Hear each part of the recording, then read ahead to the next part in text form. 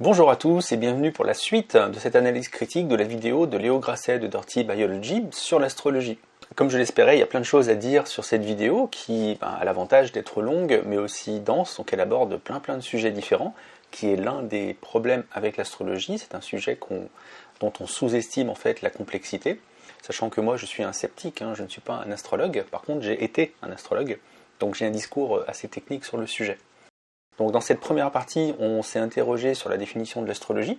On a parlé évidemment du zodiaque et des signes, puisque c'est l'argument un peu tarte à la crème qui revient tout le temps dans les débats, et dont j'ai montré quelques faiblesses, sachant que j'ai un article à paraître sur le sujet, donc j'espère que ça fera un peu parler et un peu bouger les choses, parce que y a des critiques qui sont vraiment trop classiques, il faut passer à d'autres choses. Il y a des centaines d'arguments pour critiquer l'astrologie, il y en a un ou deux qu'on peut enlever sans que ça mette à plat la critique en général. Et puis Léo posait la question de Pluton, et surtout de Makemake, Eris et les autres planètes, donc au-delà de Pluton. Pourquoi les astrologues ne les utilisent pas? Et ça tombe bien, parce que moi en 2006, j'étais chez les astrologues quand le déclassement a eu lieu, et justement j'ai produit un long dossier qui a circulé en tout cas dans la communauté astrologique, et j'interrogeais un petit peu cette question-là. Et moi, mes conclusions, c'était est-ce qu'il faut intégrer Eris ou finalement est-ce qu'il faut rejeter Pluton? Donc je vous renvoie à la première partie si ces questions vous intéressent. On va passer maintenant au chapitre 2 de cette vidéo. La première partie était une introduction au sens littéral du terme, c'est-à-dire qu'on n'abordait pas vraiment les thématiques du titre de la vidéo, à savoir est-ce que l'astrologie peut avoir raison mais pour de mauvaises raisons, qui est l'un des thèmes habituels de ma critique. Et moi la question que j'aimerais poser au-delà et à travers la critique de Léo, c'est quels sont ses objectifs et est-ce qu'il les atteint? Parce que normalement, son objectif premier, c'est de faire de la vulgarisation des connaissances scientifiques sur l'astrologie. Je pense comme ça qu'il la présente, et ce serait normal dans le rôle, la fonction qui est la sienne. Et donc ça pose la question de la validité des critiques qu'on transmet. C'est pour ça que j'ai voulu, moi, produire mes vidéos d'analyse critique de cette vidéo critique de l'astrologie, parce que il me semble que d'un point de vue éthique, si les critiques ne sont pas bonnes, il ne faut pas les utiliser. Et puis sinon, est-ce qu'il avait comme objectif aussi d'informer les astrologues sur le sujet? Les astrologues et les astrophiles, c'est-à-dire qu'il a forcément des tas d'abonnés qui croient dans l'influence des signes astrologiques, on en a parlé dans la première partie. Donc est-ce qu'il a comme objectif de les toucher ou pas? Vu la forme que ça prend, je me dis pas forcément, mais en même temps, ça peut de toute façon les toucher, les concerner, ne serait-ce que s'ils apprécient déjà le youtubeur. Et puis, il n'a pas un ton non plus agressif, même si c'est carré et on sait ce qu'il pense. Et surtout, si l'astrologie avait raison, mais pour de mauvaises raisons, ça veut dire qu'elle avait quand même raison sur quelque chose. Allons-y. Premièrement, c'est dommage que le soleil ne passe pas devant la constellation du microscope ou de la machine pneumatique, parce que ça aurait été un peu plus stylé que la balance, au hasard. Ouais, en même temps, ces constellations, elles ont été inventées il y a peut-être 2 siècles, donc risquez pas de passer là-devant. Sinon, elles auraient été nommées plus tôt. Deuxièmement, les constellations ne sont que des dessins hallucinés dans le ciel. Débattez sur tout le reste si vous voulez, mais pas sur ça. Les constellations regroupent des étoiles qui sont à des distances complètement absurdes les unes des autres, et ça n'a aucun sens de les regrouper ensemble juste parce que de notre point de vue, elles semblent proches. Donc comme on le disait dans la première partie, étant donné que les astrologues ne se réfèrent pas aux constellations, en tout cas pas aux étoiles, ça ne les concerne pas. Donc, en tout cas, ce genre de critique classique, c'est pour ça que je veux commenter. Si vous pensez que ça peut toucher un astrologue, non, ça ne le touche pas en fait. Là, vous lui parlez d'un truc qu'il n'utilise pas. En quoi voulez-vous que ça le touche? Les constellations n'ont pas plus de réalité objective que les animaux qu'on imagine dans les nuages ou les visages qu'on voit un peu partout. Elles ne décrivent rien qui se passe dans l'univers réellement, ce sont juste des projections à partir de l'endroit où nous on est placé dans le cosmos. Et d'ailleurs, comme ce sont des créations de l'esprit, tout le monde peut en faire à sa sauce. Il y a énormément de points dans le ciel, c'est open bar sur la façon de faire des petits traits entre eux. En Occident, on a décidé que le dessin autour de l'étoile Bételgeuse, c'était un bonhomme qui était nommé Orion. Bon, en Chine, chez les Dakota, chez les Navajo ou les Tucanos, c'est pas le même dessin. Mention spéciale pour les Indiens d'ailleurs, vraiment minimaliste. Un autre truc rigolo, c'est qu'il y a des constellations obsolètes, celle de l'atelier de typographie. Ah oui, c'est intéressant parce que là on rentre dans l'histoire des catalogues célestes en fait, même s'il ne le dit pas ou s'il ne le sait pas, je ne sais pas. Mais la question des constellations qui ont changé de nom, là on vient d'apercevoir le navire qui a été démantelé, c'est le cas de le dire, parce que la constellation était beaucoup trop grande. Mais vous voyez, depuis le début, je vous dis, les astrologues ne sont pas concernés par les étoiles. des constellations, donc je vous remets le schéma que j'ai mis dans la première partie. Donc là, on est en train de parler des constellations. Alors pour moi, c'est intéressant, c'est l'histoire de l'astronomie et tout ça. Mais si dans l'esprit des gens, c'est quelque chose qui montre l'absurdité de l'astrologie, il y a quelque chose qui ne va pas. On est hors sujet. On est hors sujet là. Qui n'existe plus, par exemple, ni la harpe de Georges. Big up à tous les Georges dans les commentaires. Le ciel des constellations a pas mal bougé au final, et celles du microscope ou de la machine pneumatique ont été inventées il y a seulement 3 siècles, parce qu'il y avait des trous sans rien dans le ciel, et que ça faisait tâche. Et troisièmement, dans ma liste, il y avait 13 constellations. Il y a aussi que les constellations étaient dans l'hémisphère sud. C'est-à-dire qu'on ne les a découvertes qu'il y a quelques siècles finalement, donc on ne pouvait pas les nommer avant. En tout cas, les Européens ne pouvaient pas les nommer avant. Typiquement, au temps du zodiaque, de la création du zodiaque et de l'astrologie, ces constellations, on ne les connaissait pas. Donc, c'est quoi le lien avec l'astrologie en fait? Et le fait que l'astrologie aurait eu raison pour de mauvaises raisons. Moi j'attends toujours, j'espère que ça va venir. Et là je vois qu'on arrive à Ophiuchus, donc ça c'est un de mes sujets préférés, et j'ai travaillé dessus depuis le début de l'année, donc allons-y. Serpentaire est bien dans le zodiaque, et le soleil lui passe bien devant, il devrait donc être un signe de zodiaque, mais les Babyloniens l'ont viré du système parce qu'ils avaient déjà découpé l'année en 12 mois, et ce 13e signe dépassait comme un ziggourate au milieu de la plaine d'Uruk. Big up à tous les Georges. Donc, effectivement. Alors là, il y a énormément de choses à dire, je vais essayer de faire court, à propos de la 13e constellation, donc Ophiuchus, le Serpentaire. Alors au cas où vous êtes déjà demandé, en français on l'appelle le Serpentaire, mais vous imaginez bien qu'en chinois ils l'appellent autrement, et puis en russe aussi, et puis en brésilien, enfin bon. Donc pour simplifier les choses, ça doit être en 1922 si je ne me trompe pas, l'Union astronomique internationale, donc vraiment quasiment à sa création, a décidé d'une nomenclature. Et pour qu'il y ait des noms officiels, comme ça au moins tout le monde sait de quoi on parle, quand on parle d'une constellation, on a décidé de garder les noms latins. Donc le nom latin pour Serpentaire, c'était Ophiuchus. Ophiuchus ou Serpentaire, c'est juste la version, on va dire française pour le Serpentaire, ou la version internationale, officielle, Ophiuchus. Donc, comme il vient de le rappeler, on l'a vu dans la première partie, le Soleil traverse chaque année 13 constellations. Donc il y a les 12 du même nom que les signes astrologiques, et la 13e. Et on vient d'entendre que les Babyloniens, il y a 3000 ans, en fait, ont inventé le zodiaque et n'ont pas mis le Serpentaire. Et puis en plus, c'est un truc qu'on trouve souvent, 12 c'est pratique quand même, parce que ça se divise par 2, par 3, par 4, par 6. Donc c'est très très pratique mathématiquement, et les astrologues adorent faire ça pour calculer des angles dans les 360 degrés du zodiaque. Et avec 13, c'était compliqué, quoi. C'est un nombre premier, donc ça se divise pas. Donc ils se sont dit, non, on va laisser le Serpentaire de côté. Alors, cet argument qui est très très classique, donc c'est un argument notamment qui est pas mal, donné par la NASA. Donc en fait, si vous cherchez, vous allez sur Twitter, vous allez sur le Twitter de la NASA, vous cherchez Astrology, et normalement vous allez trouver assez rapidement 1 ou 2 tweets dans lesquels la NASA explique que les Babyloniens, il y a 3000 ans, ont créé le zodiaque, et Ophiuchus leur posait problème, donc ils l'ont mis de côté. Alors ça pose plein de problèmes. Le premier, comme on l'a déjà dit, le zodiaque c'est il y a 2500 ans, c'est pas il y a 3000 ans. Alors ça paraît être un détail, mais en fait c'est pas du tout un détail, parce que entre il y a 3000 ans et il y a 2500 ans, il y a 500 ans d'écart, et c'est justement le moment où l'astronomie mésopotamienne commence à se mettre en marche, donc elle évolue énormément. Et c'est pas de chance, parce que 1000 ans avant notre ère, ou alors c'est peut-être pour ça que la NASA en parle, on a un petit traité d'astronomie qui est le plus ancien qu'on connaisse, en tout cas en Occident, et on a justement la liste de plein de constellations qui étaient donc dénommées à ce moment-là justement du côté de la Mésopotamie, et dans cette liste, on peut trouver déjà des constellations du même nom que les signes du zodiaque actuels, et la question c'est, où est Ophiuchus? Est-ce qu'Ophiuchus se trouve dans, on va dire, le panthéon mésopotamien? Est-ce que la constellation Ophiuchus existe il y a 3000 ans? Parce que si elle n'existe pas il y a 3000 ans en Mésopotamie, ça pourrait être une autre explication pour laquelle les Babyloniens n'ont pas utilisé. Je vous propose qu'on regarde ça avec justement une référence, une source. Comme je l'ai dit dans la première partie, en fait, l'origine de l'astronomie ou de l'astrologie en Mésopotamie, ça a été très très étudié par les historiens du XXe siècle.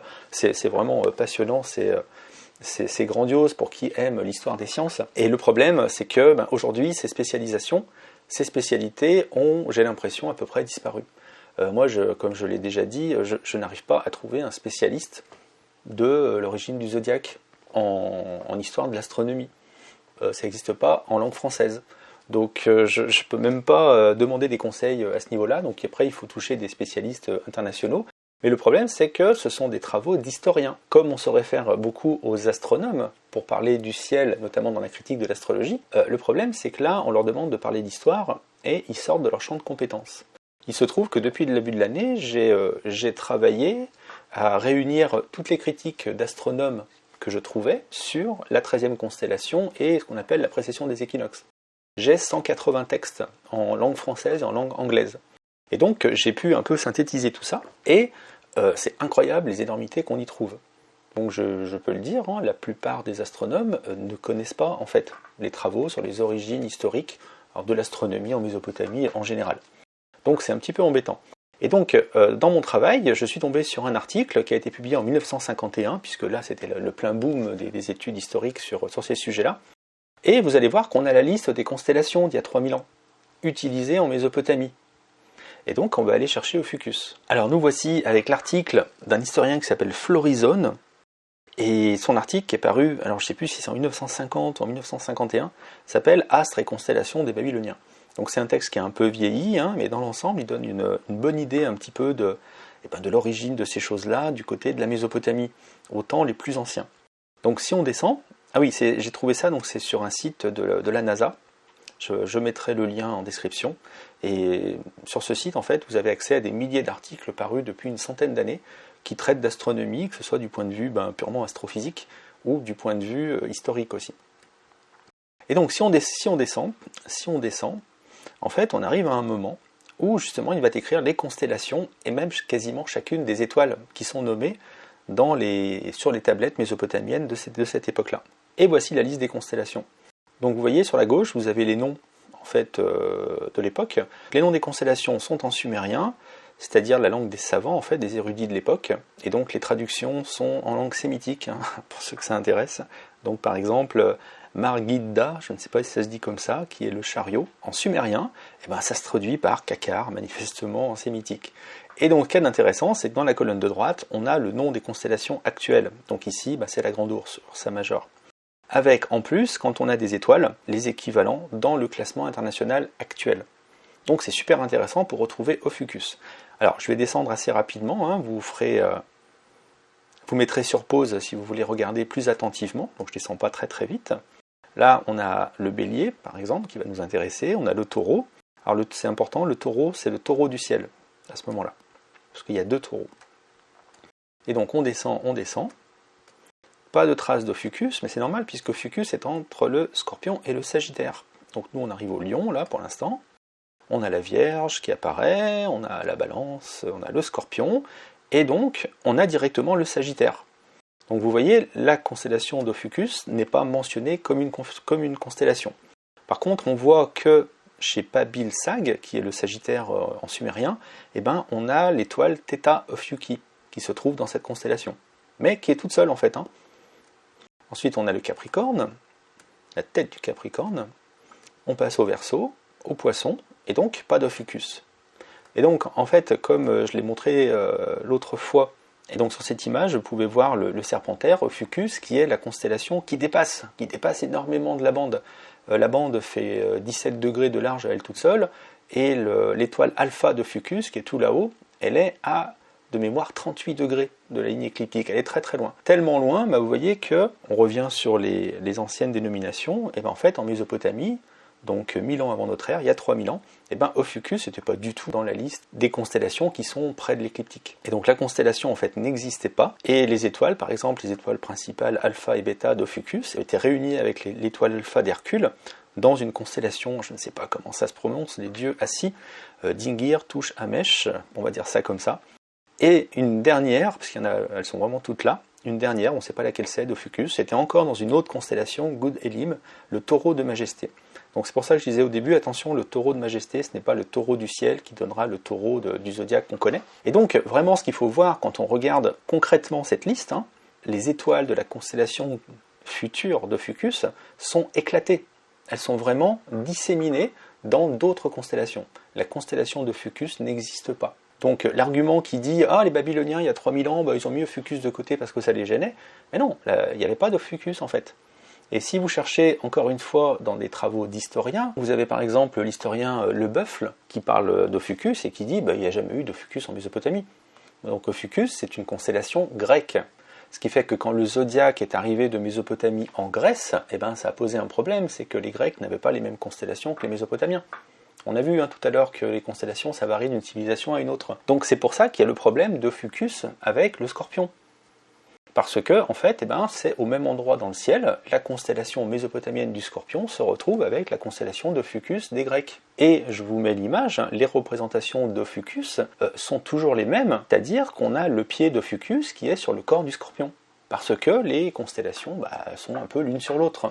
Et ce n'est qu'en 1930 qu'on a décidé de mettre des limites à ces constellations, et pas du tout en lien avec la tradition historique. C'est que quand Delporte a fait ça, c'était pour harmoniser les catalogues stellaires de l'époque, donc des années 1920. Et donc ce sont des astronomes qui ont dit, celle-là je l'appelle Scorpio machin, et l'autre je l'appelle Fucus machin. Et c'est ça qui a décidé des limites en fait des constellations. Donc franchement, les astrologues sont pas concernés par ça. Et en plus, dire que Fucus a été retiré parce qu'elle était gênante, que c'était un nombre premier qui n'était pas pratique, c'est une invention ça. C'est un peu ce qu'on peut appeler de l'histoire romantique, c'est-à-dire on se dit mais mince, pourquoi ils n'auraient pas mis la 13e constellation? Et on va chercher des raisons. Et si on va dans les textes des astronomes, ils ont plein de raisons comme ça qui sont fausses en fait, mais qu'ils ont imaginées. Donc voilà. Donc la critique de Fucus, on revient à la vidéo de Léo. La critique de Fucus, c'est pas une bonne critique. Alors on va voir ce qu'il va en dire. Mais encore une fois, quand vous avez des astrologues qui entendent ce genre de critique, ils ne savent pas quoi en faire, parce que ça ne les concerne pas. Ils n'utilisent pas les étoiles, donc pas les constellations. Alors en plus, la 13e, dès le départ, elle n'est pas dans le zodiaque. Et d'ailleurs, il y a plein d'autres arguments, mais une dernière chose aussi, c'est que si vous remontez, que vous voulez aller vous confronter au texte historique, allez lire. Écrivez-moi, je vous donnerai les références. Vous pouvez chercher chez Ptolémée, vous pouvez chercher chez Ératosthène, vous pouvez chercher chez Hipparque, et vous pouvez chercher chez Aratos, c'est-à-dire les principaux traités d'astronomie, en tout cas des catalogues célestes qu'on a. Vous verrez que ces 4 personnages emblématiques, en fait, expliquent qu'il y a 12 signes ou constellations dans le zodiaque, et ils savent très bien que Ophiuchus, donc ils en parlent séparément, Ophiuchus existe, et Ophiuchus coupe la ligne écliptique. Donc je veux dire, il n'y a rien de nouveau. Dès le début, c'est comme ça, mais le fait de couper la ligne écliptique n'est pas un critère à l'époque pour devenir une constellation du zodiaque. Donc là, j'espère qu'il y a quelques astronomes devant l'écran et qui vont comprendre qu'il y a un problème, que non, c'est pas logique, c'est pas naturel, c'est pas traditionnel de définir les constellations du zodiaque comme celles qui coupent l'écliptique. Ça pose en fait plein de problèmes. Encore une fois, j'ai un article à paraître, donc le jour où il paraît, je vous en parle ici. On continue le chapitre 2. Même sans rentrer dans la question de si l'astrologie fonctionne ou pas en termes de prédiction et tout ça, une chose est sûre, c'est que comme système logique, c'est bourré d'incohérences. Les constellations n'existent pas vraiment, et ils en ont même fait sauter une parce que ça les arrangeait. Non. Et puis les astrologues n'existaient pas à l'époque. Les astrologues, au sens qu'on entend aujourd'hui, ça existait bien après la création du zodiaque. C'est anachronique ça. Mais il y a aussi le problème de leur longueur. Certaines constellations occupent un plus grand espace du ciel, et donc, par conséquent, leurs signes devraient s'appliquer à des gens nés sur un plus grand intervalle du calendrier. Non. Non, puisque on a dit les astrologues ne se réfèrent pas aux constellations. Donc le zodiaque a été défini 500 ans avant notre ère en Mésopotamie comme 12 douzièmes, ce qu'on appelait les dodécatémories, vous chercherez le mot si vous voulez sur internet, 12 douzièmes de la ligne écliptique. Ça a été posé comme ça. Donc il a fallu donner des noms à ces dodécatémories, et donc elles ont été nommées d'après les constellations qui étaient autour, c'est vrai. Donc les constellations ont servi à donner les noms, si vous voulez, aux signes, même si à l'époque c'était pas des signes, mais bon, à ce qui deviendra les signes. Mais par contre, les dimensions n'avaient rien à voir. Les signes n'ont pas été définis par rapport aux dimensions des constellations. C'est pour ça qu'aujourd'hui on peut dire « les signes, ils n'ont pas les mêmes dimensions que les constellations ». Oui, c'est comme ça dès le début en fait. On s'en fout, c'est normal. C'est pas une découverte, c'est pas une surprise. Et non, c'est pas parce que le soleil doit passer 6 ou 7 jours dans le Scorpion qu'il devrait y avoir seulement 6 ou 7 jours de Scorpion chez les gens. On est complètement hors sujet. La constellation de la Vierge devrait donc s'étaler sur 45 jours au lieu de 30, et celle du Scorpion sur uniquement une semaine, parce qu'elle occupe une plus petite place dans notre champ de vision. Ah voilà, c'est ce que je viens de dire. Donc ces arguments en fait sont complètement hors sujet. C'est-à-dire que si on va au bout du raisonnement, il y a certains astronomes qui le disent d'ailleurs, enfin, puisque la Vierge en fait coupe la ligne écliptique sur 45 degrés, comment on a pu créer des signes de 30 degrés? Enfin, je veux dire, les signes et les constellations n'ont jamais correspondu en longueur. Enfin, depuis le début, c'est comme ça. Enfin, c'est pas du tout une découverte, et en plus, enfin, c'est vraiment anachronique de faire remonter ça aux origines. Non, aux origines, ça a été défini différemment. Et à tout ça, s'ajoute le problème de la précession. Notre planète tourne autour d'elle-même, ce qui fait les journées. Elle tourne autour du Soleil, ce qui fait les années. Elle est inclinée de 23 degrés environ, ce qui crée les saisons. Mais en plus de tout ça, l'axe de la planète tourne très lentement, insensiblement, en formant un cône, comme ça. Et ça, c'est la précession. Ce phénomène est commun à tous les corps en rotation qui subissent une force extérieure, comme l'attraction du Soleil et de la Lune, ici, ce qui a pour conséquence de lui faire un tour, comme ça, tous les 26 000 ans. C'est pas évident de se représenter ce mouvement correctement, parce que la planète a déjà sa rotation sur elle-même et la rotation autour du Soleil, et ce mouvement-là est beaucoup plus lent. La conséquence est qu'une personne qui resterait à regarder le ciel toutes les nuits pendant des milliers d'années verrait les constellations bouger petit. Alors la représentation précédente était très belle, hein, le fait de faire tourner le ciel de cette manière-là. Alors c'est abstrait hein, quand on ne connaît pas le sujet. On voit les constellations qui tournent, et donc c'est pas comme il le dit, hein, c'est pas du tout comme la nuit, là vous sortez, vous allez voir les constellations tourner à peu près autour de l'étoile polaire, au moins dans l'hémisphère nord. Donc quand ça tourne ici, vous allez voir un cercle qui se dessine, et donc la question c'est qu'est-ce qu'il y a au centre de ce cercle? Donc ça je pense pas qu'ils le disent. Là sur la gauche on voit très bien la petite ours, et en fait la polaire c'est ici. Donc en ce moment, hein, c'est pour ça qu'on a mis 2000 après de notre ère, en fait la polaire est vraiment quasiment au pôle nord. Mais en fait le pôle nord, c'est le pôle nord qui tourne ici, et il tourne autour de quoi? Eh bien il va tourner autour d'un autre pôle, qui est le pôle écliptique, c'est-à-dire le pôle de l'orbite terrestre. Et un astrologue babylonien qui viendrait aujourd'hui pèterait littéralement une tablette cunéiforme devant notre ciel étoilé, s'il arrivait à le voir avec la pollution lumineuse. Comme l'astrologie utilise les vieilles dates pour les signes astrologiques, elle est en décalage total avec les dessins réels qu'il y a dans le ciel. Et encore une fois, hein, on continue dans leur sujet, étant donné que les astrologues n'utilisent pas les constellations, ça ne les concerne pas. Donc par contre, vraiment la conséquence réelle, hein, c'est qu'il faut bien dire et bien rappeler que le ciel astrologique, c'est un ciel virtuel.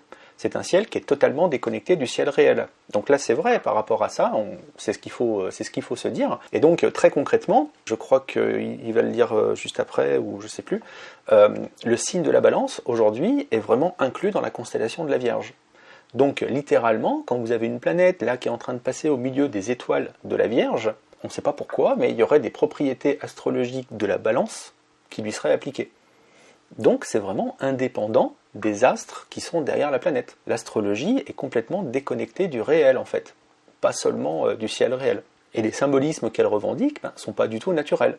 Donc par contre, pourquoi c'est comme ça? Parce que, j'ai déjà évoqué Ptolémée, au IIe siècle de notre ère, le phénomène de précession était connu depuis 300 ans à son époque, et donc en synthétisant un petit peu tout ce qui se faisait à son époque sur l'astrologie, tout ce qu'il avait trouvé, lui a posé comme ça que le début des signes, on allait le poser sur ce qu'on appelle le point vernal. Le point vernal, c'est le point sur lequel passe le soleil au moment du printemps. Et donc en fixant les signes astrologiques sur ce point, c'est-à-dire en les déconnectant des étoiles, en fait, ça permet au Soleil de revenir au premier degré du signe du Bélier tous les ans, au moment de l'équinoxe de printemps. Donc ça a été fait pour cette raison. Alors par contre, quelles sont les raisons de Ptolémée? Il n'y en a quasiment pas. Il dit juste, c'est presque drôle à lire, il dit juste, oui, alors c'est comme ça que ça marche le mieux, et les auteurs qui ont défini ça avant moi, ils étaient plus convaincants. Voilà, c'est ça l'argument. Donc ce choix est critiquable, on est d'accord, mais par contre, les astrologues ne font que suivre une tradition qui a été mise en place il y a 2000 ans quasiment, et pour eux ça marche, donc c'est pour ça qu'ils continuent. Donc tous ces arguments-là, c'est intéressant, mais c'est hors sujet. Les astrologues, ça ne les touche pas. Et moi je pense que ça ne dit rien surtout de l'astrologie. Donc ces critiques-là, c'est les deux critiques, la 13e constellation et la précession des équinoxes, moi, que je retiens pas. Bref, en prenant la précession, la taille réelle des constellations et ainsi de suite, ça fait que je serai Vierge au lieu de Balance. Voilà, c'est ça. Et c'est hors sujet. Y a pas de blague, hein. Les astrologues répètent que c'est pas un problème, parce que ce sont pas les vraies constellations qui comptent, probablement parce que les vraies étoiles sont celles qui ont déjà été volées par ton père pour les mettre dans tes yeux, et donc les incohérences ne les empêchent pas de dormir, ni de trouver des clients. Et là où c'est un peu Bah oui, mais on est hors sujet, donc c'est pas une incohérence, non. perturbant, c'est quand certains de ses clients sont des animaux de compagnie.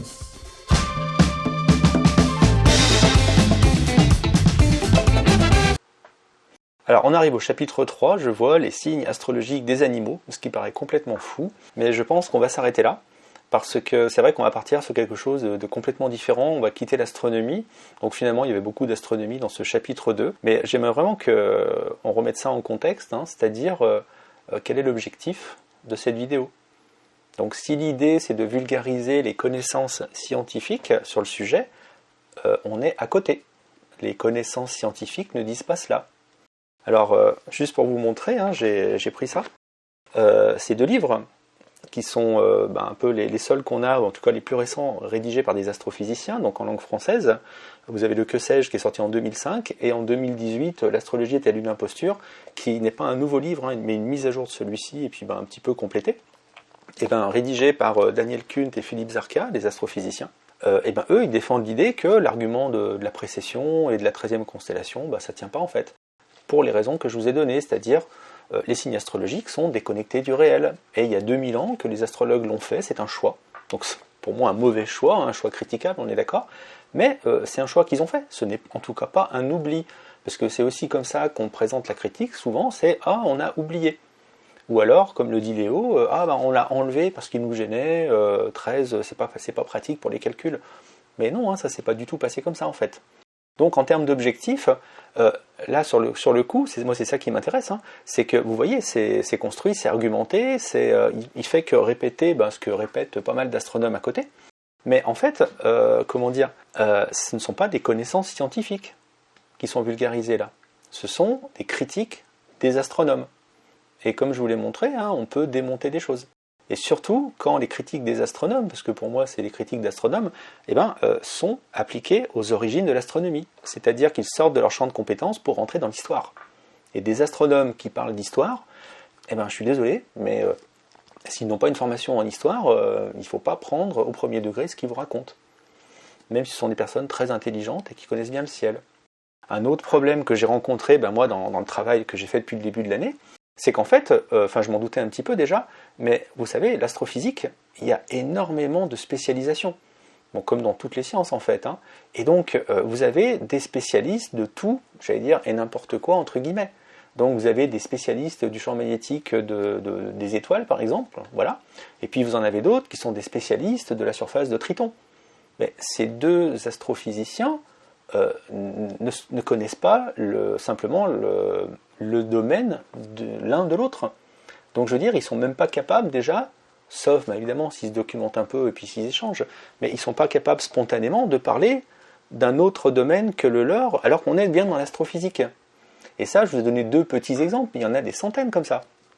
Pourquoi je vous dis ça? Parce qu'en fait, là, ce dont on vient de parler, avec ce dont Léo vient de parler et ce que j'ai commenté, on parle des repérages des mouvements des planètes vus depuis la Terre. Et ça, c'est ce qu'on appelle la mécanique céleste. Eh bien, la mécanique céleste est une spécialité aussi de l'astronomie. Donc, la plupart des astrophysiciens ne sont pas spécialistes de mécanique céleste. À mon avis, c'est pour cette raison que ce genre de mauvaise critique continue, parce qu'en fait, ils parlent d'un sujet qu'ils ne maîtrisent pas. Donc moi j'ai écrit là récemment à un astronome de l'Institut de mécanique céleste, et donc qui a lu un peu ce que je faisais, il n'a pas trouvé que c'était faux. Mais par contre, effectivement, la plupart des astrophysiciens ne sont pas spécialistes de ça.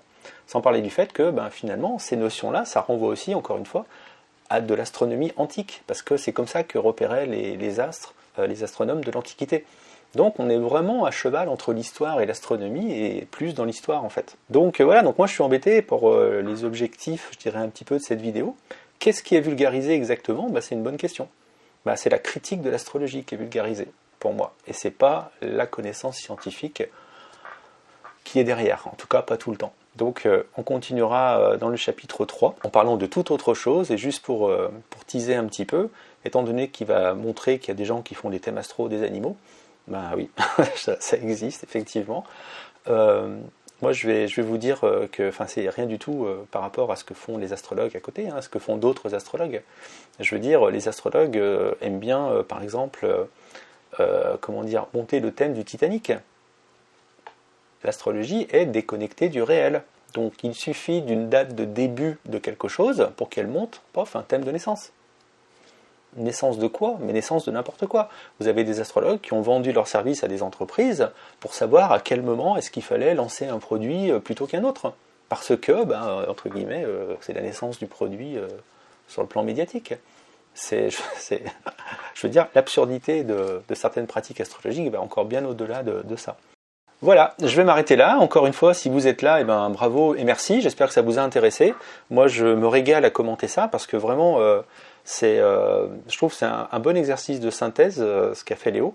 Et ce qu'ils ont fait tous les trois, je crois qu'ils étaient trois à monter la vidéo. Parce que on trouve bien les critiques vraiment très classiques de l'astrologie.